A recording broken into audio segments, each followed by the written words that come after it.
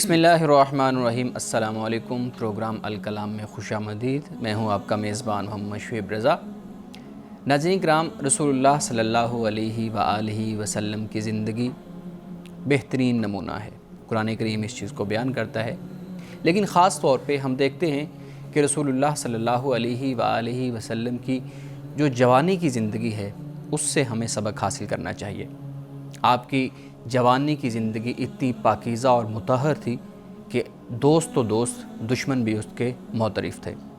آج اسی موضوع کو اپنی گفتگو کا حصہ بنائیں گے۔ حسب سابق ہمارے ساتھ شریک گفتگو ہیں جناب محمد امانت رسول صاحب۔ امانت صاحب خوش آمدید، بہت شکریہ آپ کے وقت کا۔ میری معاونت کے لیے موجود ہیں جناب شارق رسول۔ شارق تھینک یو سو مچ۔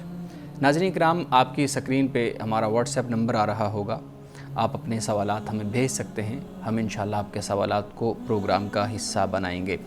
امانت صاحب، رسول اللہ صلی اللہ علیہ وسلم کی جو جوانی کی زندگی ہے وہ اپنے اندر ہی ایک معجزے کے طور پہ ہم اس کو دیکھتے ہیں۔ آج کے نوجوانوں کو اس سے بہت سا سبق ملتا ہے اور ہمیں اس سے لینا بھی چاہیے۔ میں آپ سے گزارش کروں گا کہ خاص طور پہ رسول اللہ صلی اللہ علیہ وسلم کی جو یہ والی زندگی ہے جوانی کی، اس پہ آپ گفتگو کیجیے گا۔ بسم اللہ الرحمن الرحیم۔ ناظرین کرام، رسول اللہ صلی اللہ علیہ وسلم کا عہد شباب، آپ کی نوجوانی، آپ کی جوانی، اس پہ بھی ہم بات کریں گے، اور اس پہ بھی بات کریں گے کہ رسول اللہ نے اپنے زمانے میں، رسالت میں، آپ نے نوجوانوں کی کیسے تربیت فرمائی۔ اس لیے کہ غزوہ بدر کے موقع پر اور اس سے پہلے، یعنی خاص طور پر غزوہ بدر کے موقع پر جو بوڑھے کفار تھے، یعنی بڑی عمر کے، جن کا تعلق قریش سے تھا اور سرداران قریش کہلاتے تھے، وہ تو غزوہ بدر میں تقریباً سارے مارے گئے۔ اس کے بعد پھر نوجوان نسل آئی۔ رسول اللہ صلی اللہ علیہ وسلم نے جب مکۃ المکرمہ میں دعوت و تبلیغ کا سلسلہ شروع کیا تو اس وقت بھی نوجوانوں نے آپ کے دست مبارک پہ اسلام قبول کیا تھا۔ تو ہم اس پہ دوسرے حصے میں بات کرتے ہیں، لیکن پہلے حصے میں رسول اللہ صلی اللہ علیہ وسلم کی نوجوانی۔ آپ جانتے ہیں کہ حضور صلی اللہ علیہ وسلم پیدا ہوئے تو آپ کی پیدائش سے پہلے ہی آپ کے والد ماجد حضرت عبداللہ کا انتقال ہو گیا تھا۔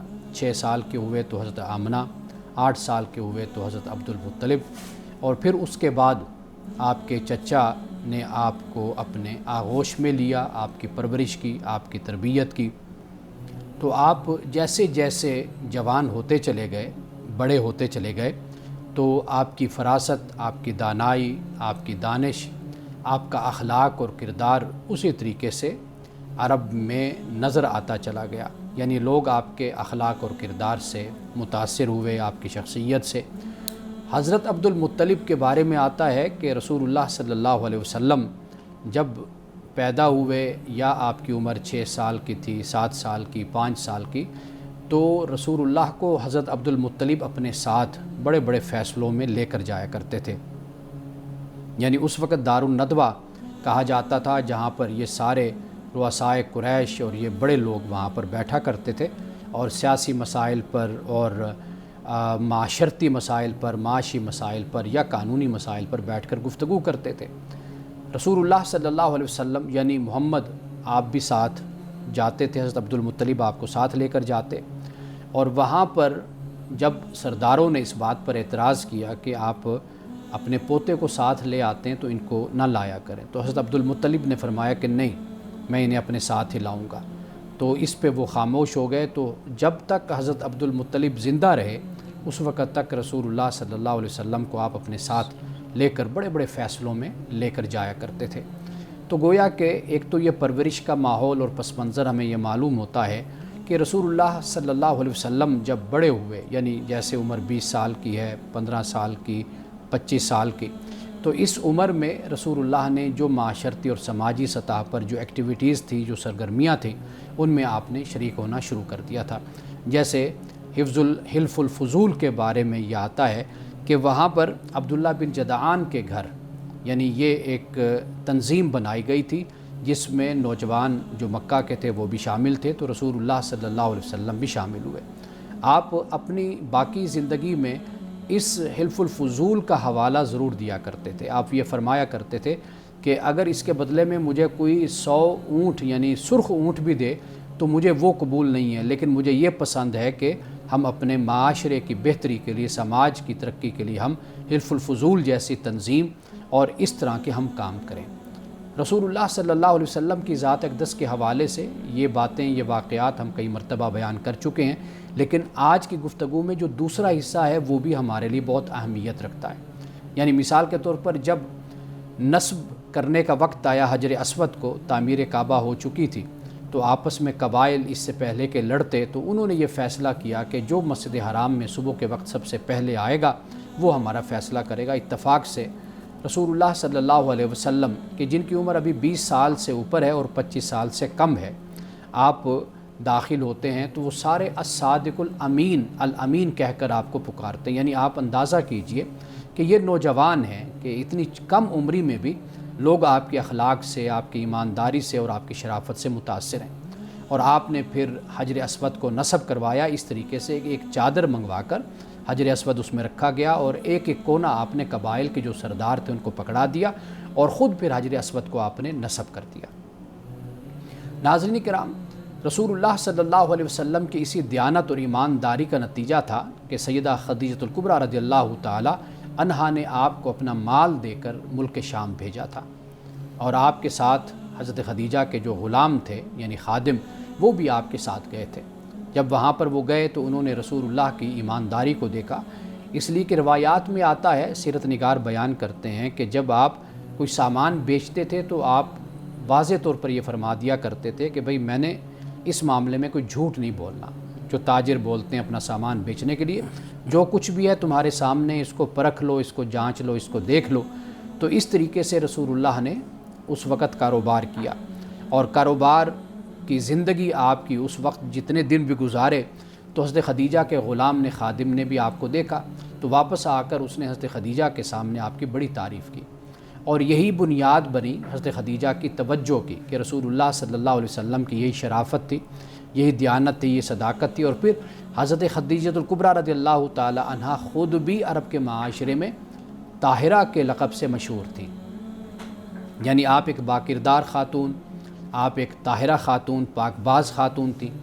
تو رسول اللہ صلی اللہ علیہ وسلم کو پھر پیغام بھیجا گیا تو آپ نے قبول فرمایا، یعنی چند دنوں کے بعد اور کچھ گفتگو کرنے کے بعد اپنے چچا کے ساتھ بھی اور غور و فکر کرنے کے بعد یہ معاملہ پھر آگے بڑھا، تو آپ کا نکاح حضرت خدیجہ الکبریٰ رضی اللہ تعالی عنہا سے ہوا۔ تو یہ تمام واقعات آپ کی نوجوانی کے واقعات ہیں۔ اور پھر رسول اللہ صلی اللہ علیہ وسلم جب 40 سال کے ہوئے تو آپ قرآن مجید اس بات کو بیان کرتا ہے کہ فقد لبثت فیکم عمرا من قبل افلا تعقلون، کہ اے نبی صلی اللہ علیہ وسلم آپ ان سے یہ کہیے کہ میں نے تم سے اس سے پہلے کی زندگی گزاری ہے۔ یعنی ایک پہلو میری زندگی کا یہ ہے کہ میں نے لکھنا پڑھنا کسی سے بھی نہیں سیکھا، نہ میں کوئی شاعر ہوں، نہ کوئی ادیب ہوں، نہ میں نے اس سے پہلے کوئی کلام لکھا، نہ کلام بولا۔ تمہارے اتنے بڑے بڑے مشاعرے ہوتے ہیں، اس میں میں نے شرکت نہیں کی۔ ایک پہلو یہ ہے کہ اللہ نے یہ کتاب مجھ پر اتاری ہے یا مجھ پر وحی کی ہے، تو یہ کتاب خود اس بات کی دلیل ہے، یہ وحی کہ میں اللہ کا نبی اور رسول ہوں۔ یعنی اس کلام کی جو انفرادیت ہے اور اس کی جو خوبصورتی ہے اور اس کی جو فصاحت و بلاغت ہے، تو اگر میں اس سے پہلے کچھ لکھتا کرتا ہوتا تو تم پھر یہ الزام لگا سکتے تھے۔ ایک تو یہ بات ہو گئی۔ دوسری بات یہ کہ رسول اللہ صلی اللہ علیہ وسلم نے فرمایا کہ اس سے پہلے کہ میری زندگی تم دیکھ لو، تو یہ اشارہ اس بات کی طرف ہے کہ بھئی میں نے زندگی میں کبھی جھوٹ نہیں بولا، تم مجھے صادق اور امین مجھے کہتے ہو، تو یہ کیسے ممکن ہے کہ میں اب جھوٹ بولوں اور یہ کہوں کہ اللہ کے فرشتہ مجھ پر آتا ہے اور وہ وحی نازل کرتا ہے، یہ قرآن اللہ کی کتاب ہے۔ تو لہٰذا رسول اللہ صلی اللہ علیہ وسلم نے وہ جو ایک عقلی دلیل ہوتی ہے، تجربہ کی بنیاد پر، مشاہدہ کی بنیاد پر، یقین کی بنیاد پر، رسول اللہ نے وہ دلیل سامنے رکھی۔ اب دیکھیے ناظرین کرام، رسول اللہ صلی اللہ علیہ وسلم پہ نوجوان ایمان لائے، یعنی ان نوجوانوں نے آپ کی جوانی کو بھی دیکھا، آپ کے کردار اور اخلاق کو بھی دیکھا۔ یعنی مثال کے طور پر دیکھیے حضرت علی رضی اللہ تعالی عنہ ایمان لائے، کم سنی میں بالکل ایمان لائے، یعنی رسول اللہ صلی اللہ علیہ وسلم کی تربیت اور پرورش میں آپ رہے۔ اور حضرت زید بن حارثہ غلام تھے، یہ بھی نوجوانی میں انہوں نے اسلام قبول کیا، رسول اللہ کے ساتھ رہے، ان کے والد آئے، ان کے چچا آئے آپ کو لینے کے لیے کہ آپ ہمارے ساتھ چلیں، کیونکہ یہ اغوا ہو گئے تھے، لیکن انہوں نے اپنے چچا اور اپنے باپ کے ساتھ جانے سے انکار کر دیا اور کہا کہ میں محمد صلی اللہ علیہ وسلم کے ساتھ ہی رہوں گا۔ زبیر بن العوام یہ بھی ایک دولت مند انسان تھے، انہوں نے بھی جوانی میں ہی اسلام قبول کیا۔ حضرت سعد بن ابی وقاص ان کے بارے میں آتا ہے کہ یہ بھی باعزت گھرانے سے ان کا تعلق تھا، اور اسی طریقے سے طلحہ بن عبید اللہ تاجر تھے، کاروباری شخصیت تھے، خوشحال نوجوان تھے، انہوں نے اسلام قبول کیا۔ خاص طور پر ناظرین کرام میں یہاں پر حضرت مصعب بن عمیر کا ذکر کرنا چاہوں گا، اس لیے کہ یہ بہت ہی مالدار انسان تھے، اللہ نے ان کو بہت دولت دے رکھی تھی، اور یہ خوش لباس بھی تھے، خوشبو لگاتے تھے، خوشبو پسند کرتے تھے، مالدار تھے، اور ان کے بارے میں صحابہ بیان کرتے ہیں کہ جس گلی سے گزر جاتے وہ گلی معطر ہو جاتی تھی، یعنی آپ یوں کہہ لیجئے کہ جیسے کہا جاتا ہے نا کہ ایک مرتبہ لباس کپڑا پہنا وہ دوسری مرتبہ پھر نہیں پہنا، یہ طریقہ، یعنی آپ کی سواری، آپ کا لباس، آپ کے جوتے، آپ کی شخصیت، یعنی نفاست پسند تھے۔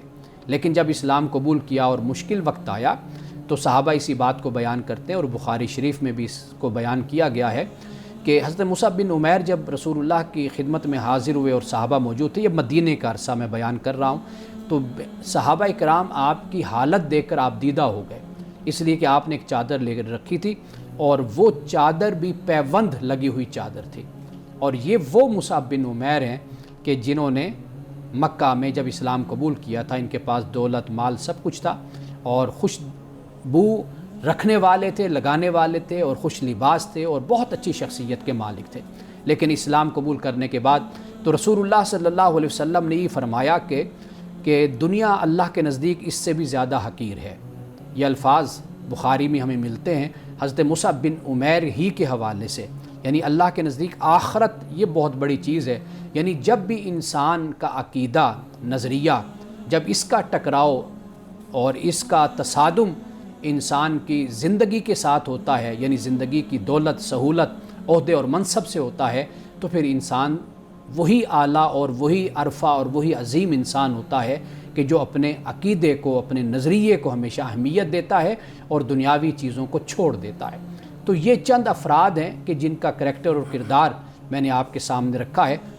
رسول اللہ صلی اللہ علیہ وسلم کی نوجوانی اور نوجوانوں کے لیے جو آپ کی طرف سے تعلیمات ہیں وہ بہت زیادہ ہیں۔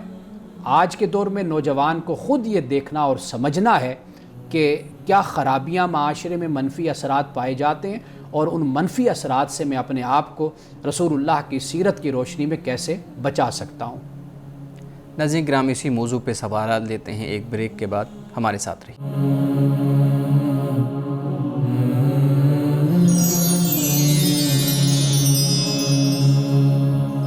پروگرام میں ایک دفعہ پھر خوش آمدید۔ ہمارا صاحب بہت شکریہ، بہت ہی خوبصورت واقعات اور رسول اللہ صلی اللہ علیہ وآلہ وسلم کی جوانی کو آپ بیان کر رہے تھے۔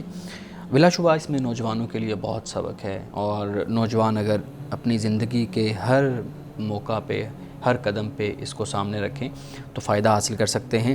نوجوان فیصلہ ساز کیسے بنیں؟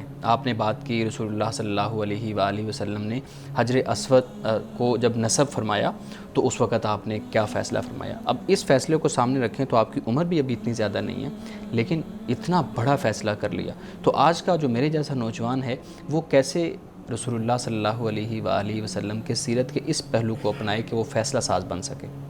دیکھیے، پہلی بات یہ ہے کہ اللہ کی طرف سے یہ ایک عنایت بھی ہوتی ہے، ہر شخص اور ہر انسان اس مقام پر فائز نہیں ہوتا۔ بالکل بے شک، یعنی جسے ہم تعویل الاحادیث کہتے ہیں حضرت یوسف علیہ السلام کے حوالے سے، اور قرآن پاک نے جو حکمت کا لفظ یہاں پر استعمال کیا ہے، تو حکمت وہی ہوتی ہے کہ کچھ لوگ ہوتے ہیں جو صرف سطح سمندر پہ رہ جاتے ہیں، کچھ لوگ ہوتے ہیں کہ جو اس کے اندر جا کر تہ تک جاتے ہیں، غواصی کر کے، تیراکی کر کے تو وہاں سے موتی اٹھا کے لاتے ہیں۔ صحیح۔ تو اسی طرح انسانوں کا جو ذہن ہوتا ہے یہ برابر نہیں ہوتا، یعنی کوئی بہت ہی گہرائی کے ساتھ چیز کو سمجھتا ہے اور اس کو بیان کرتا ہے، اور کچھ لوگ سطحی طور پر وہاں رہ جاتے ہیں اور سطحی باتیں کرتے ہیں۔ تو اس لیے سب سے بڑی جو چیز اس حوالے سے اگر عملی طور پر آپ کہیں تو میں یہ مشورہ دوں گا کہ والدین اپنے بچوں کو مسائل میں ان کے فیصلوں میں شامل کریں.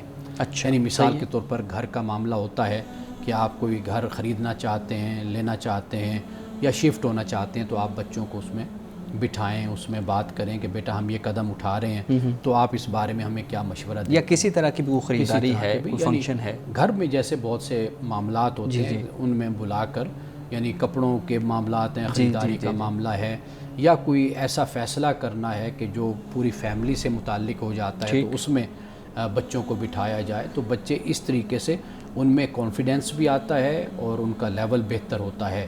یعنی آپ کا ادارہ ہے، آپ کی کمپنی ہے، آپ کی فرم میں آپ اپنے بچوں کو ساتھ اپنے شامل کرتے ہیں تاکہ آہستہ آہستہ ان میں بھی ایک کانفیڈنس بھی آئے، سنجیدگی بھی آئے، اور ان مسائل پر وہ غور بھی کریں کہ آخر ان مسائل کو ہم کیسے حل کر سکتے. اس سے ایک اور بڑی اہم چیز سامنے آ رہی ہے نا، پھر لوگ اپنے بچوں سے مشورہ نہیں کرتے. وہ سمجھتے ہیں کہ 20 21 22 25 سال تک یا 30 سال تک ایون یہ ابھی اس قابل نہیں ہوئے کہ ان سے مشورہ کیا جائے. تو اس سے میں یہ بات بھی سمجھاؤں کہ اپنے بچوں کے ساتھ مشورہ کرنا کتنا اہم ہے، کتنا امپورٹنٹ ہے. دیکھیے، سب سے اچھا جو مشورہ ہے وہ انسان کی جو بیوی ہوتی ہے وہ دیتی ہے. اور میں اکثر یہ کہا کرتا ہوں کہ چونکہ وہ بھی اسی کشتی کی سوار ہوتی ہے تو اس لیے جس کشتی کے آپ سوار ہیں، وہ کبھی غلط مشورہ نہیں دے گی. بچوں سے یہ توقع بہرحال نہیں ہونی چاہیے کہ وہ کوئی پرفیکٹ مشورہ دیں گے، ٹھیک، لیکن بہرحال یہ بھی خاص، جیسے میں نے کہا ایکسیپشنل صورت ہوتی ہے، بچے بہت اچھا مشورہ بھی دیتے ہیں، بالکل، لیکن بہرحال ان کی تربیت کو پیش نظر رکھا جائے تاکہ یہ آج ہم ان سے مشورہ کریں گے، بات کریں گے، یہ اپنے ذہن کو دوڑائیں گے، سوچیں گے، تدبر تفکر کریں گے، یہ ایک ان کی عادت بن جائے گی. کل یہ اپنے جب کسی مقام پر پہنچتے ہیں، سربراہ بنتے ہیں گھر کے اور باقی معاملات میں، تو یہ پھر کم از کم ان کی ایک پریکٹس اور ایک تجربہ ہوگا مشورہ دینے کا. شارق، آپ سوال کرنا چاہ رہے ہیں؟ جی، کچھ لوگ ہوتے ہیں جو مستقبل میں جیتے ہیں، مستقبل کی پلاننگ کرتے ہیں، کچھ ہوتے ہیں جو آج میں جیتے ہیں. فیصلہ سازی کے وقت کس چیز کی اہمیت رکھنی چاہیے؟ آپ وسلم کی حیات مبارکہ سے ہمیں کیا سیکھنے کو ملتا ہے؟ کیا ہمیں آج میں جینا چاہیے یا پھر ہمیں مستقبل کی پلاننگ کرنی چاہیے؟ بہت اہم سوال ہے آپ کا. جینا تو انسان نے پریزنٹ میں ہی ہوتا ہے، بالکل حال میں جینا ہوتا ہے، لیکن ماضی کے تجربات جو ہوتے ہیں نا، ان سے انسان سبق سیکھتا ہے. یعنی ماضی میں مثال کے طور پر ایک فیصلہ کیا میں نے، تو میں نے سوچا کہ یہ فیصلہ جو تھا میرا یہ جذباتی تھا اور یہ فیصلہ میرا جلد بازی کا تھا، تو لہٰذا اب آئندہ اب میں جو فیصلہ کروں تو میں اس میں ایک تو جلد بازی نہ ہو اور اس میں جذباتیت نہ ہو، ان دونوں سے بچ کر میں مستقبل کے بارے میں فیصلہ کروں.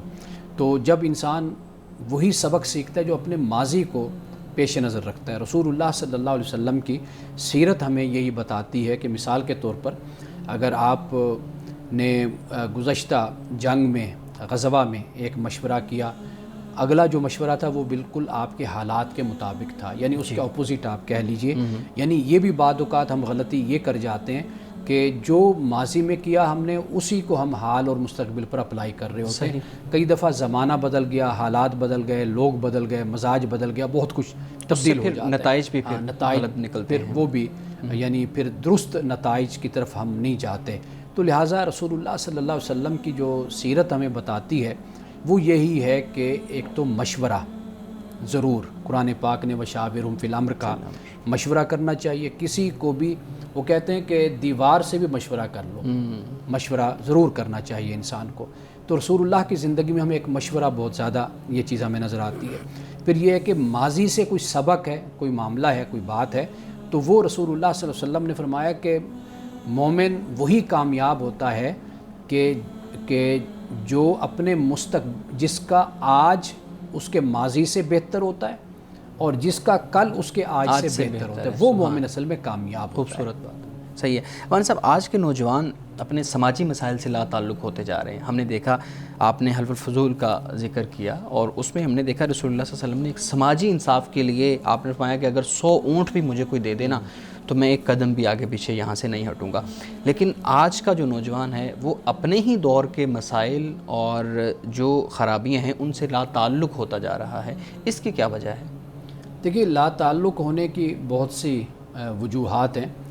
رسول اللہ صلی اللہ علیہ وسلم کی سیرت کا جب ہم مطالعہ کرتے ہیں، جیسے میں نے ابھی آپ کو حوالہ دیا حضرت عبد المطلب کا، آپ دیکھیے کہ وہ ساتھ لے کر جاتے ہیں بالکل صحیح ہے محمد رسول اللہ صلی اللہ علیہ وسلم کو.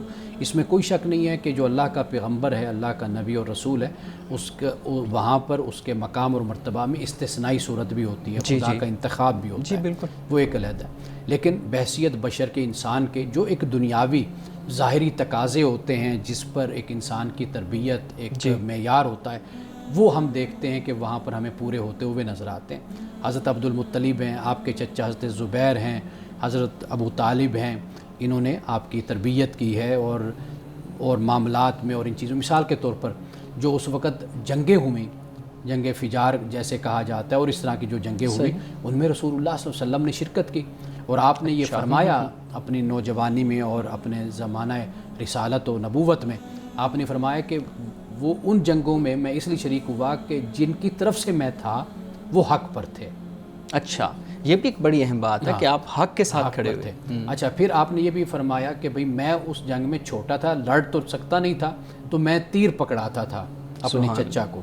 یعنی گویا کہ ایسے لگتا ہے کہ جب آپ اپنے چھوٹوں کو ساتھ شامل کرتے ہیں، ٹریننگ دیتے ہیں، ان کی تربیت کرتے ہیں، تو پھر ان میں یہ جرت، یہ شجاعت. آپ دیکھیے کہ اگر آپ اپنے بچوں کو نہیں شریک کرتے تو ان میں ایک آپ ہچکچاہٹ دیکھیں گے، اعتماد کی کمی دیکھیں گے. یہ چیزیں وہاں پر پیدا ہوتی ہیں جہاں پر بڑے اپنے چھوٹوں کو اپنے ساتھ لے کر دیگر معاملات میں، جو بھی ایک سرکل ہے، چھوٹا سا ہو بڑا سرکل ہو، اس میں اپنے چھوٹوں کو، اپنے بچوں کو، چھوٹے بھائیوں کو ساتھ لے کر شامل کیا جائے. تو رسول اللہ صلی اللہ علیہ وسلم کی سیرت میں یہ بات بھی ہمیں بہت نظر آتی ہے جو سوال آپ نے کیا ہے. صحیح. جی شریف. آپ صلی اللہ علیہ وسلم جب سیاسی اور معاشرتی مسائل کا حصہ تھے، پارٹیسپیٹ کرتے تھے پولیٹیکل سٹرگلز میں، تو آپ صلی اللہ علیہ وسلم کا طریقہ کیا تھا، کیا طرز عمل تھا؟ کیا آپ صلی اللہ علیہ وسلم کا جو فوکس تھا، ٹارگیٹ تھا، وہ معاشرے کی بہتری تھی، یا پھر وہ معاشرے کی بہتری میں کسی ایک پارٹی کو، کسی ایک کہہ لیں ایک سیکشن، ایک گروپ ہے، اس کا ساتھ بھی وہ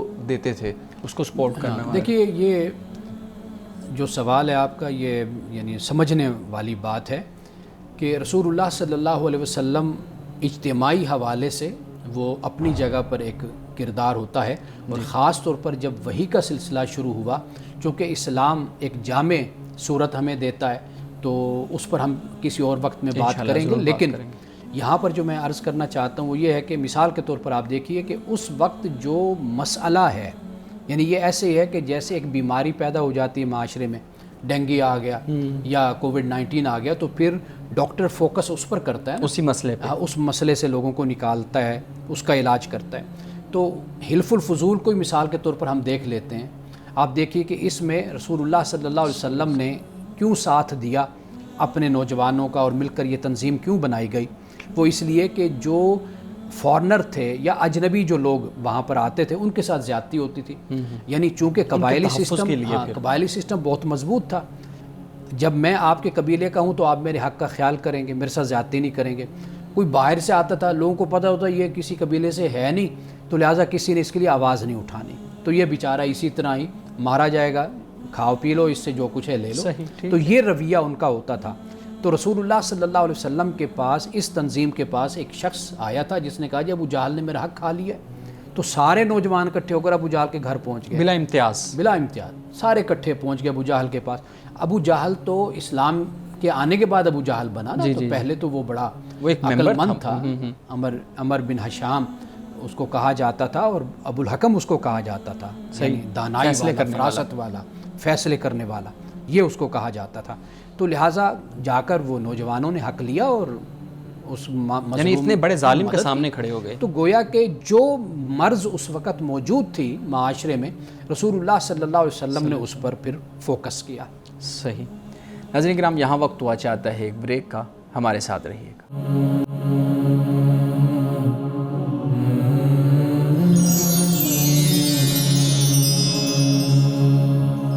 پروگرام میں ایک دفعہ پھر خوش آمدید. امانا صاحب، ایک اور اہم جو سیرت النبی صلی اللہ علیہ وآلہ وسلم جب آپ بیان کر رہے تھے، اس وقت میرے ذہن میں یہ چیز آ رہی تھی رسول اللہ صلی اللہ علیہ وسلم کی ذات، کہ آپ معاشرے کے جو سماجی انصاف ہے اس تنظیم کے ساتھ بھی کھڑے ہوئے ہیں. آپ کی ازواج بھی ہیں، وحی کا سلسلہ بھی ہے، آپ کے دوست بھی ہیں، پھر تجارت بھی ہے، پھر باقی چیزیں ہیں، خاندان بھی ہے، پھر جو جو سفیر آ رہے ہیں دوسرے ممالک سے، دوسرے علاقوں سے، ان کو بھی وقت دینا ہے. اب یہ ساری چیزوں کے اندر انسان کے پاس وقت نہیں بچتا کہ وہ عبادات کو بھی وقت دے اور باقی چیزوں کو بھی مینیج کرے. لیکن رسول اللہ صلی اللہ علیہ وآلہ وسلم نے اعتدال کے ساتھ ایک ایسی متوازن زندگی ہمارے سامنے رکھی ہے کہ انسان حیران ہو جاتا ہے. آج کا نوجوان اگر ایک چیز کے اندر بیزی ہے تو اس کی شکایت یہی ہوتی ہے کہ میں تو اس میں بیزی ہوں، میں باقی چیزوں کو کیسے لے کے چلوں. تو وہ ذمہ داریوں سے پہلو تہی اختیار کرنے کی کوشش کرتا ہے. اس پہ آپ کی کیا رائے؟ دیکھیے، ایک تو بات جو آپ نے سوال کیا اور جو آپ نے مصروفیات حضور علیہ الصلوۃ والتسلیم کی جو آپ نے بیان کی ہیں، ایک تو یہ ایک وقت میں نہیں تھی. ٹھیک. یعنی مکۃ المکرمہ میں صورتحال بالکل مختلف تھی. اچھا. مدینۃ المنورہ میں صورتحال بالکل، یعنی کہ مدینہ پہنچنے تک تو رسول اللہ صلی اللہ علیہ وسلم کے نکاح میں حضرت خدیجہ تھی. ٹھیک ہے. رضی اللہ تعالیٰ عنہ، اور ان کا انتقال بھی تقریباً 2 سال پہلے ہو جاتا ہے، ہجرت سے پہلے تقریباً یہ اتنا عرصہ بن جاتا ہے، اور اس کو عام الحزن جس کو کہا جاتا ہے. تو اس کے بعد پھر آپ مدینہ پہنچ کر پھر آپ کا جو نکاح ہوتا ہے وہ حضرت سودا ہیں، حضرت عائشہ ہیں، باقی ازواج کے ساتھ. اچھا، یہ مصروفیات پھر یہ کہ شروع میں واضح بات ہے کہ آہستہ آہستہ نکاح ہوتے چلے گئے آپ کے. یہ اپنے علیحدہ ایک حکمت ہے کہ جو نکاح ہوئے. اچھا، پھر اس کے بعد جیسے جیسے مدینے میں در حقیقت ایک معاشرتی آپ ایک نظام کہہ لیجئے، یا ایک اللہ سبحانہ و تعالیٰ نے جو قوانین دیے اور جو رہنمائی فرمائی، وہ ایک اجتماعی معاشرہ، ریاست یا معاشرہ پورا وجود میں آ رہا تھا، تو اس کے مطابق پھر رہنمائی کی گئی. ٹھیک ہے. تو وہ ایک تو یہ چیز ہے. پھر ازواج وقت کے ساتھ ساتھ ان میں اضافہ ہوتا چلا گیا. پھر یہ ہے کہ مدینہ میں پھر غزوات بھی ہوئے. جی بالکل. ٹھیک ہے نا جی. اب غزوات آپ دیکھیں کہ 2 کو بدر ہے، 3 کو یہ ہے، 5 کو وہ ہے، اسی طرح 6 7 8 9 10 تک پھر معاملہ چلتا رہا، فتح مکہ تک صورت پہنچ گئی. تو یہ یعنی مختلف ایام، مہینوں میں، سالوں میں یہ چیزیں ہوتی رہیں. آخری سالوں میں پھر وہ آپ کا سلسلہ کہ جو آپ نے خطوط بادشاہوں کو بھیجا دوسرے، پھر غزوہ تبوک جو واقع ہوتا ہے. اب غزوہ تبوک یہی تھا کہ رومی جو سلطنت تھی ان کو آ کر آس پاس کے جو عرب کے لوگ تھے یا جو قومیں تھیں، انہوں نے کہا کہ بھئی یہ تو اسلام بہت بڑی قوت بنتا چلا جا رہا ہے، تو تم ان کو کچھ لو. تو وہ پھر اسلام کے خلاف انہوں نے تیاری شروع کی. تو رسول اللہ صلی اللہ علیہ وسلم نے یہاں سے پھر پیش قدمی کی تقریباً 10,000 مسلمانوں کے ساتھ، اور اس سے بھی مسلمانوں کی بڑی ہیبت قائم ہو گئی، اور پھر مقابلہ بھی ہوا، اور اللہ تعالیٰ نے پھر کامیابی عطا فرمائی. یہ آپ کی باتیں بالکل بجا ہیں، آپ نے بجا فرمایا. لیکن پھر بھی ہم دیکھیں تو ہمیں بہت زیادہ مصروفیت نظر آتی ہے رسول اللہ صلی اللہ علیہ وسلم کی زندگی کے اندر. آپ رات کی عبادت دیکھ لیں، قرآن خود بیان کر رہا ہے کہ آپ رات کا سارا وقت نہ اس میں لگایا کریں، بلکہ آپ آرام کے لیے بھی وقت نکالا کریں. اب اس صورتحال کے اندر جو اعتدال ہے وہ ہمارے لیے تو سوچنا بھی مشکل ہے کہ اس طرح سے اعتدال کیسے پیدا ہو سکتا ہے. دیکھیے، اللہ کی ذمہ داریوں کو پیش نظر رکھا جائے جو اللہ نے ہم پر فرائض لازم کیے، ٹھیک فرائض ہیں ہمارے، بالکل صحیح ہے. دوسرے نمبر پہ جو مخلوق ہے ان کے جن کے حقوق ہم پر لازم کیے، ان کے حقوق ادا کیے، والدین ہیں جیسے، صحیح ہے، اور شادی ہو جائے تو بیوی بچے ہیں جیسے، صحیح، بہن بھائی ہیں، رشتہ دار، یا آپ کی ملازمت، سٹیپ بائی سٹیپ یہ چیزیں، یعنی گریجولی ان کو آپ دیکھتے چلے جائیں. اب ان میں جو بھی انصاف کرے گا نا، اس کی زندگی میں اعتدال پیدا ہو جائے گا. معاملہ اصل میں یہ ہوتا ہے کہ ہم اپنی تفریح کو، اپنی عیاشی کو، اپنے آرام کو، اپنے مزے کو ہم ترجیح دیتے ہیں، زیادہ وقت کہیں پر ہم اپنے ماں کے حق کو پامال کر رہے ہوتے ہیں، کہیں پر باپ کے حق کو، کہیں بیوی کے حق کو، کہیں بچوں کے حق کو. کبھی ہم اس طریقے سے زندگی گزارتے ہیں کہ ایک خانے میں رنگ بھرتے چلے جاتے ہیں، باقی ہماری زندگی کے خانے خالی رہتے ہیں. تو یہاں سے پھر نوجوانوں میں بہت سے مسائل پیدا ہوتے ہیں. صحیح، بہت خوبصورت آپ نے بات کی ہے. جی شاری، مختلف مزاج ہوتے ہیں انسانوں کے. کچھ ہوتے ہیں جو کہ شیڈیول کو، اسٹرکچر کو پسند کرتے ہیں، نظم کو پسند کرتے ہیں. کچھ لوگ ہوتے ہیں جو کہ اسپونٹینیسلی کاموں کو کرتے ہیں موقع کے مناسبت سے. آپ صلی اللہ علیہ وسلم کی حیات مبارکہ سے ہمیں کیا سیکھنے کو ملتا ہے کہ آپ صلی اللہ علیہ وسلم شیڈیول کو پریفر کرتے تھے، اسٹرکچر کو، یا پھر اسپونٹینیسلی کاموں کو سر انجام دیتے تھے، یا پھر انہوں نے شیڈیول کو ناگزیر قرار دیا انسانوں کے لیے؟ دیکھیے، ایک بات تو یہ ہے کہ اللہ سبحانہ و تعالیٰ کی طرف سے جو احکام وہ آپ کے ہمیشہ پیش نظر رہتے تھے، وہی قابل ترجیح ہوتے تھے، انہی کو پریفرنس ہوتی تھی.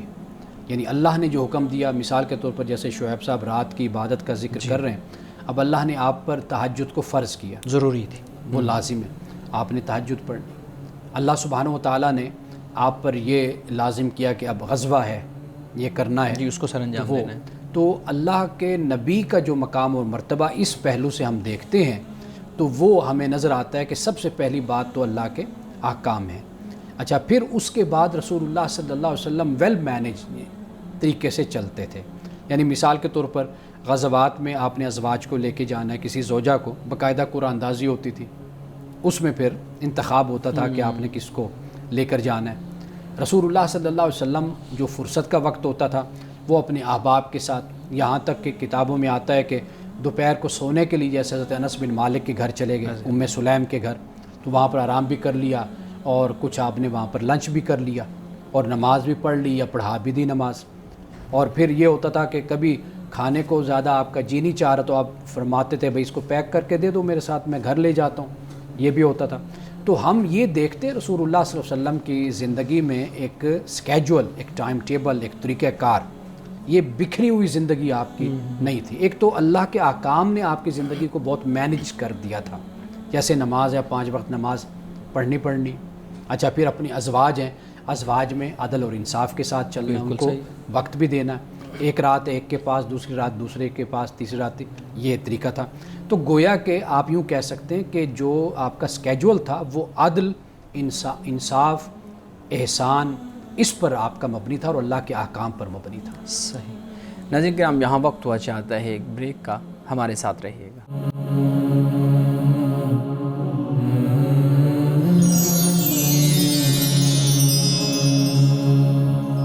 پروگرام میں ایک دفعہ پھر خوش آمدید. جی شارق آپ سوال کرنا چاہ رہے تھے. ہمارے ہاں لوگوں میں ایک اور مسئلہ بڑا عام ہے اور بڑھتا جا رہا ہے دنیا میں، وہ ہے پروکاسٹینیشن. لوگ اپنے کاموں کو بہت زیادہ ڈیلے کرتے ہیں اور وقت پر نہیں کرتے، اور جب ڈیڈ لائن قریب آتی ہے کسی بھی کام کی تب وہ اپنے کام کو سر انجام دیتے ہیں. آپ صلی اللہ علیہ وسلم کی حیات مبارکہ سے ہم کیسے سیکھ سکتے ہیں کہ پروکاسٹینیشن کو آپ صلی اللہ علیہ وسلم کیسے ڈیل کرتے، کیسے اس کو ختم کرتے؟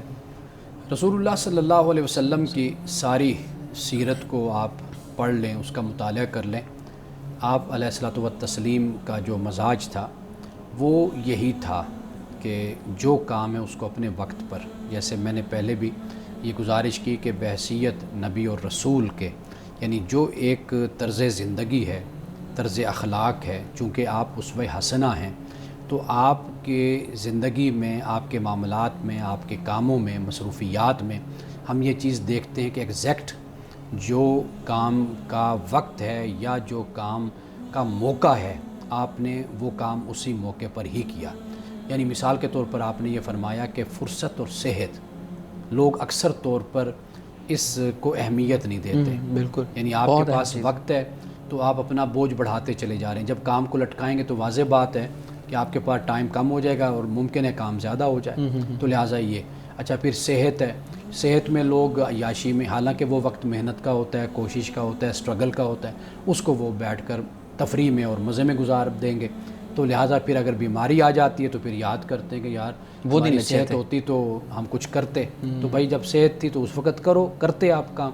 تو رسول اللہ صلی اللہ علیہ وسلم کے ارشادات، آپ کی طرز زندگی وہ ہمیں بتاتی ہے کہ اس طرح کا کوئی تصور بھی وہاں پر نہیں ہے. صحیح. مولانا صاحب رسول اللہ صلی اللہ علیہ وآلہ وسلم کی زندگی کو اگر ہم دیکھیں تو ابتدا ہی سے آپ نے یتیمی بھی دیکھی ہے، آپ کے والد کا سایہ آپ پہ نہیں تھا، معاشرتی قطع تعلقی بھی آپ نے دیکھی، اس کے بعد لوگوں کا جھٹلانا دیکھا، پھر آپ کے دشمن، پھر آپ کی جان تک لینے کے لیے لوگ تیار ہو گئے. اب یہ ساری وہ صورتیں ہیں جو ہم سیرت النبی صلی اللہ علیہ وآلہ وسلم سے پڑھ کے آتے ہیں. آج کا جو نوجوان ہے وہ ایک دو چیزوں سے فیڈ اپ ہو کے خودکشی کے خیالات اپنے ذہن میں لانا شروع کر دیتا ہے. آپ بتائیے گا کہ رسول اللہ صلی اللہ علیہ وآلہ وسلم کی جو جوانی ہے وہ اس جوانی کے مصائب اور پھر اس سے نکلنے کی جو داستان ہے پوری، وہ ہمیں اس خاص پہلو میں جس میں نوجوان گھرے ہوئے ہیں کیسے مدد فراہم کر سکتی ہے؟ رسول اللہ صلی اللہ علیہ وسلم نے اپنے امتحانوں کو، آزمائشوں کو بیان بھی فرمایا ہے. اگر آپ وہ پڑھ لیجئے تو انسان یعنی کانپ جاتا ہے. اچھا. کہ آپ صلی اللہ علیہ وسلم نے خاص طور پر طائف کے موقع پر جب آپ تشریف لے گئے تھے تو جو وہ دعا ہے اور جو وہ الفاظ ہیں وہ جا کر انسان کے دل پہ لگتے ہیں کہ اے اللہ میں تیری ذات سے ہی میرا شکوہ ہے کہ تیرے سامنے میں رکھتا ہوں. تو یہ اس طرح اللہ سے خطاب، اللہ سے گفتگو آپ کی. تو رسول اللہ صلی اللہ علیہ وسلم نے جو بات ہمیں سب سے اہم نظر آتی ہے وہ یہ ہے کہ اللہ سے اپنے تعلق کو مضبوط رکھنا چاہیے، کمزور نہیں کرنا چاہیے۔ میں ویسے نوجوانوں کے لیے بات بیان کر دیتا ہوں کہ ایک بات ہوتی ہے جسے ہم ذکر کہتے ہیں، یعنی آپ اللہ کو یاد کریں اور اللہ پر ایمان رکھیں، بھروسہ رکھیں، اعتماد رکھیں، ایک ذکر کی بات ہے۔ دوسرا ہے صبر، یعنی انسان کو کچھ بھی فوراً نہیں ملتا اور اللہ تعالیٰ انسان کو وہ دیتا ہے جو اس کے لیے بہتر ہوتا ہے، یعنی صبر کے ساتھ ہم بے صبر ہو جاتے ہیں۔ تیسری بات جو ان سے ہوتی ہے وہ مثبت سوچ کی ہوتی ہے کہ آپ اس طریقے سے آپ چلیں کہ آپ معاشرے سے انتقام نہ لینے لگ جائیں، معاشرے نے آپ سے یہ کیا تو اب آپ نے اس سے بدلہ لینا ہے۔ آپ پھر منفی سوچ کی طرف چل پڑتے ہیں جس سے آپ گویا کہ اپنا وقت، اپنی صلاحیت اور اپنے آپ کو آپ ضائع کرتے ہیں۔ تو رسول اللہ صلی اللہ علیہ وسلم کی حیات مبارکہ نوجوانوں کے لیے جس طرف آپ نے اشارہ کیا بہت سبق ہے۔ نوجوانوں کو چاہیے کہ وہ رسول اللہ کی سیرت کو پڑھیں اور دیکھیں کہ آپ نے کس طریقے سے، یعنی مکہ کے مقام سے آپ اٹھے، اعلان نبوت فرمایا، 23 سال کے عرصے میں آپ نے پھر مدینہ کی ایک ریاست، آپ نے پورا معاشرہ قائم کر کے دکھایا، بلکہ وہاں تک نہیں، جیسے میں نے بتایا کہ روم کی سلطنت اور بادشاہت بھی کانپ اٹھی کہ مسلمانوں کا اس وقت غلبہ شروع ہو چکا ہے۔ حدیث مبارکہ بیان کیجیے گا۔ حضرت عبداللہ ابن مسعود رضی اللہ تعالی عنہ سے روایت ہے، فرماتے ہیں کہ رسول اللہ نے یہ فرمایا کہ آدمی کا پاؤں قیامت کے دن اس کے رب کے پاس سے نہیں ہٹے گا یہاں تک کہ اس سے 5 چیزوں کے بارے میں پوچھ نہ لیا جائے، یعنی کھڑا رہے گا خدا کی بارگاہ میں اور 5 چیزیں اس سے پوچھی جائیں گی۔